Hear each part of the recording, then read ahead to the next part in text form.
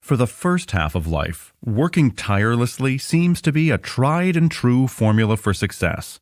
But eventually, working hard stops working. As we age, our abilities change. But contrary to popular belief, that isn't a bad thing. In fact, the second half of life can be even more promising than the first. With the right strategies and mindset, you can find success and lasting fulfillment as you age, happily going from strength to strength. We'll show you how.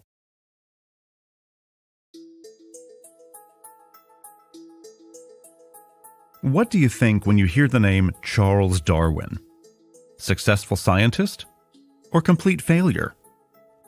Of course, most people would consider Darwin's career to be a massive success. At age 22, he boarded a royal ship and embarked on a now famous scientific expedition, spending 5 years scouring the globe to collect the exotic plant and animal samples that would earn him an esteemed spot in history.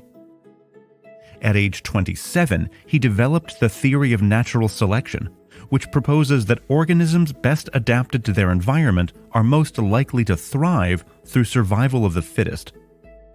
At age 50, he published On the Origin of Species, the best-selling magnum opus that changed science forever. Today, Darwin is a household name. His theory of natural selection is taught in countless classrooms around the world. His writing has been read by billions. He's hailed as the father of evolution and is buried in Westminster Abbey as a national hero. To say he made an impact on humankind would be an understatement. And yet, Darwin died considering himself a failure. Why? Like many successful professionals, Darwin couldn't bear to see his career decline as he approached old age. Publishing On the Origin of Species at age 50 was the peak of his career, and from there, he had no place to go but down. From age 50 to age 73, Darwin found himself stuck in a period of creative stagnation. No more scientific breakthroughs, no more industry-defining books, and for Darwin, that meant no more purpose. I have not the heart or strength at my age to begin any investigations lasting years, which is the only thing which I enjoy, he lamented to a friend. I have everything to make me happy and contented, but life has become very wearisome to me. Fame and fortune meant nothing to Darwin in his later years. What he wanted was to achieve new scientific progress and success, and eventually, doing so was simply beyond his abilities. Charles Darwin was a brilliant scientist, but whether you followed in his footsteps or taken a different path entirely, you and the father of evolution have a lot in common. You see, Darwin's professional decline was completely normal and predictable. Whether dancer, doctor, painter, or pilot, one thing is sure. One day, you'll face a similar decline in your career. The prefrontal cortex is to blame for that pesky phenomenon. It's the part of the brain responsible for working memory, executive function, and the ability to focus. A strong prefrontal cortex enables you to improve upon your specialty, whether that's writing sonnets or performing heart surgery. And it also happens to be the first part of the brain to decline in adulthood. Study after study shows that in almost every high-skilled profession, decline sets in sometime between one's late 30s and early 50s. Consider the research of Northwestern University professor Benjamin Jones, for instance. He has spent years studying when people are most likely to make prize-winning scientific breakthroughs and key inventions. Drawing from over a century's worth of data, Jones found that the most common age for great discovery is one's late 30s. From there, the likelihood of having a Darwinian breakthrough declines dramatically through one's 40s, 50s, and 60s. By age 70, the probability of producing a major innovation is approximately 0. The same pattern plays out across many other industries. In aviation, air traffic controllers are mandated to retire at 56 because the consequences of declining abilities are too dangerous. Only about 5% of startup founders are over 60. And in a recent study of Canadian anesthesiologists, researchers found that physicians over 65 are 50% more likely to be found at fault for malpractice than their younger peers. These statistics may sound disheartening, but here's the good news. They don't have to be a source of stress. In fact, they shouldn't be. With the right mindset and toolkit, you can reframe a decline in professional abilities as an opportunity to pivot toward new types of success and make the present even more fulfilling than the past.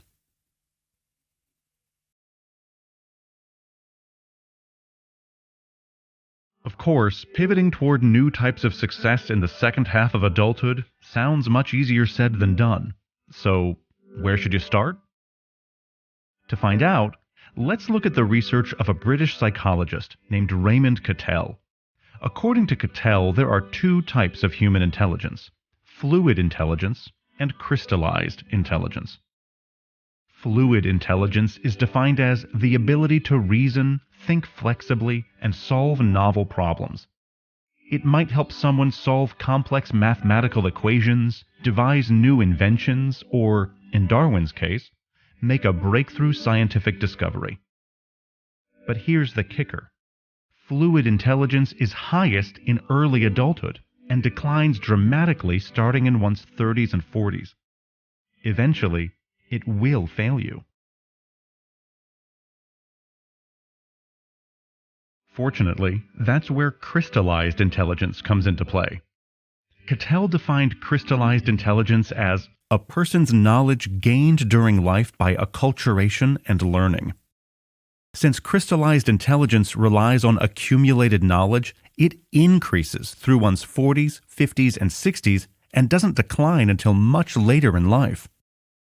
In other words, young people have the ability to think on their feet and recall facts, but older people are uniquely able to better understand and apply that knowledge. If your career hinges on fluid intelligence, you're bound to experience eventual disappointment, much like Darwin did. But if your career relies on crystallized intelligence, or you can pivot to a path that does, you can find deep fulfillment and professional success in the second half of life. Teaching is one of the most popular career paths that relies on crystallized intelligence. In fact, a recent study in the Chronicle of Higher Education found that the oldest college professors typically had the best teaching evaluations within departments. This was especially true in the humanities, where professors received lower ratings early in their careers and continually improved throughout their 60s and 70s. But that doesn't mean you have to enter academia to achieve success in your second half of adulthood. Crystallized intelligence is essential in many different settings, from college lecture halls to the C-suite. Take the startup world, for instance. A young, scrappy entrepreneur may be able to generate several new business ideas a day, but they'll likely rely on a wise, experienced advisory board to tell them which ones are most likely to succeed and why. The Roman orator Cicero had a few fundamental beliefs about older age. First, it should be dedicated to service.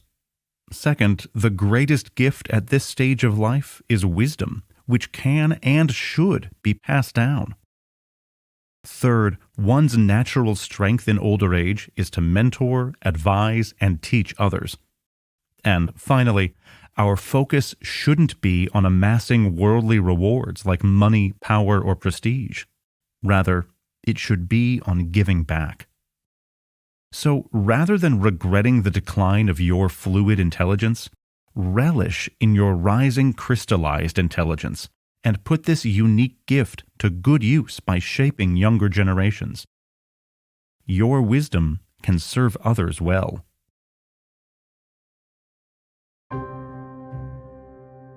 Let's travel back in time for a moment to meet a Roman dictator named Lucius Quintius Cincinnatus. It was 458 BC and Rome was under siege. What happened next? The answer may seem anticlimactic. Cincinnatus led Rome to victory, remained in power just until it returned to stability, then abruptly resigned, retiring to a small farm where he proceeded to lead a quiet life with his family. If Cincinnatus had decided to remain dictator, however, we may not even know about him today. Clinging on to power, he probably would have grown ineffective and unpopular. Perhaps he would have even been assassinated, as other ambitious statesmen were. But that isn't true. History remembers Cincinnatus as a virtuous leader. In fact, there's even an American city, Cincinnati, Ohio, named after him today.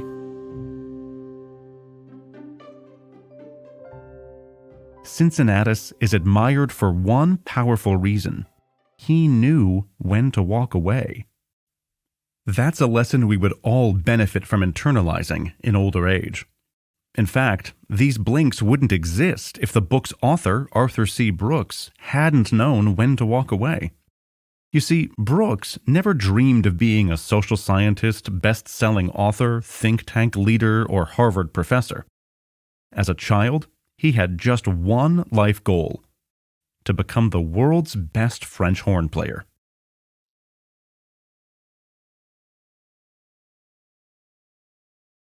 Growing up, he would play his instrument for multiple hours every single day of the week. His bedroom walls were decorated with photos of famous horn players. He studied with the best local music teachers his family could afford and was consistently lauded for his talent. At age 19, Brooks began playing professionally in a touring chamber music ensemble. While others his age were off at college, he toured the country, playing 100 concerts per year. By age 21, he had seen all 50 states and 15 foreign countries. When he turned on the radio, he would occasionally hear albums he had worked on. His dream of becoming the world's best horn player felt well within reach.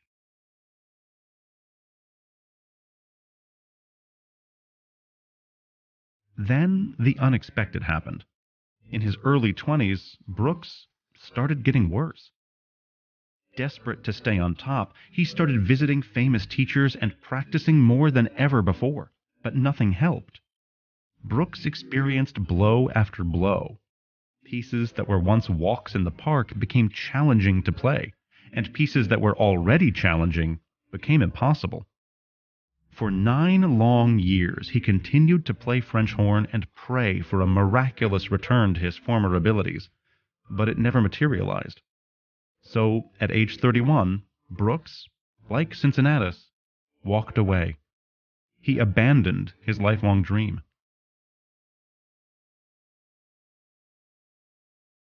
As you can imagine, this was a painful process. His entire life up until that point had been singularly focused on one specific goal, and that was no longer attainable.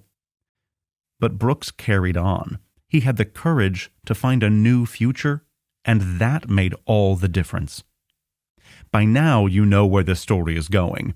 Since pivoting away from music in 1994, Brooks has found tremendous professional success and personal fulfillment as a social scientist, think tank president, university professor, and best-selling author. He has unlocked new talents that he uses to benefit many through his work. And yet, none of this is what he'd imagined life had in store for him. Let that be a lesson to you as you navigate your own professional journey. Where one opportunity ends, another begins. And to find your purpose in the second stage of life, you must embrace change and tread new pathways. Doing so may take courage, but it will be worth it.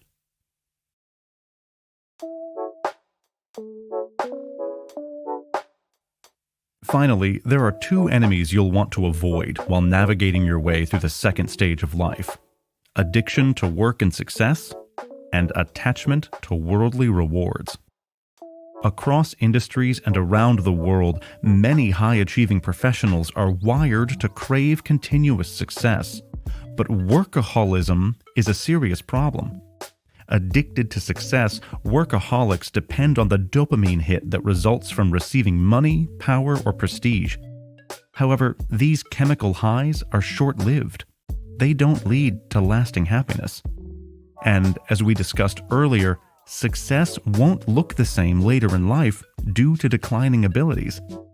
That can be devastating for workaholics who might have identity crises or crash and burn when their professional abilities start shifting.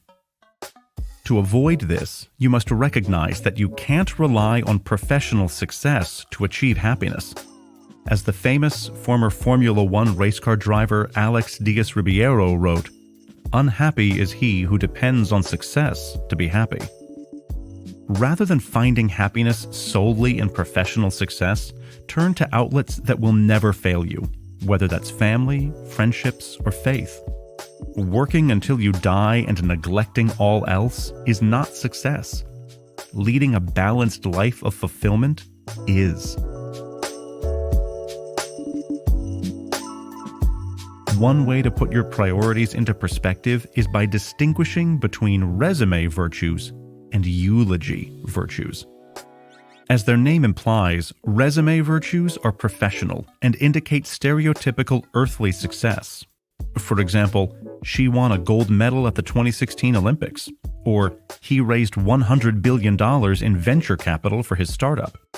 By their very nature, these virtues require comparison with others. On the other hand, eulogy virtues require no comparison at all. They are ethical and spiritual, what you would want people to talk about at your funeral. For example, a few eulogy virtues might be, she was incredibly kind to everyone who crossed her path.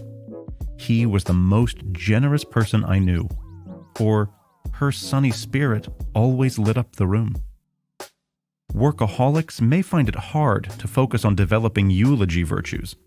They're trained to specialize and be the best, and virtues like kindness and generosity may not strike them as worthy aspirations, simply because they aren't rare or special enough. They may think, anyone can be kind, but not anyone can build a software business from the ground up. Why would I focus on developing eulogy virtues when resume virtues are what got me ahead in the first place? However, that's where a crucial reality check is in order. After all, as you age, resume virtues fade, right along with fluid intelligence. It's eulogy virtues that stick with you, growing stronger and stronger with each passing year. What's more, resume virtues don't deliver lasting fulfillment like eulogy virtues do. By relinquishing work's all-consuming grip on your life, you'll be freed to focus on deepening virtues that deliver lasting happiness, and well on your way to leading a truly meaningful second half of life.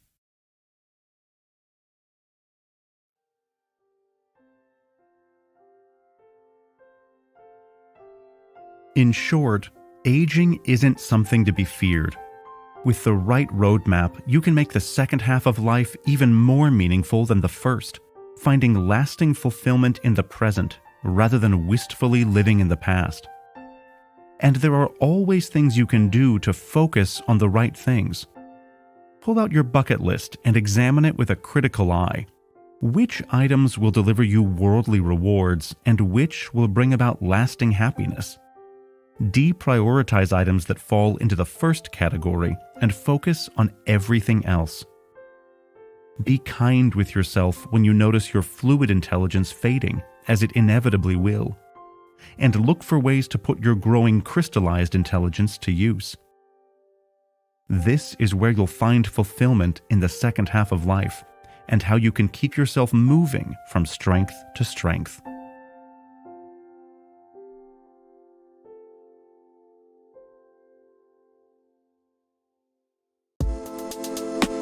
Well, before you leave, don't forget to subscribe to Books in Blinks and leave your thoughts in the comment section below. Also, check out the other titles in our playlist.